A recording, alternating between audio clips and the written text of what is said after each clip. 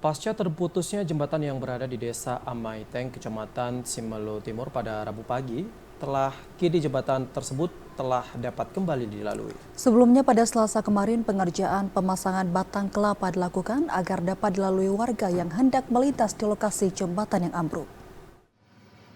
Kondisi jembatan yang sempat ambruk di Desa Amaiteng, Kecamatan Simelu Timur kini telah dapat dilalui setelah dilakukan perbaikan pada Selasa kemarin. Penanganan sementara dengan memasang batang kelapa dilakukan untuk mempercepat aktivitas masyarakat antar kecamatan. Pada Rabu pagi terpantau jembatan yang sempat ambruk kini telah bisa dilalui berbagai jenis kendaraan, baik roda 4 maupun roda 2. Sebelumnya, jembatan berada di ruas jalan provinsi sempat ambruk pada minggu lalu dikarenakan faktor usia jembatan yang telah berusia puluhan tahun.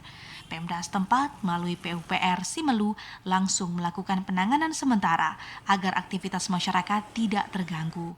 Dari Simelu, Al-Ashab, TVRI Aceh melaporkan.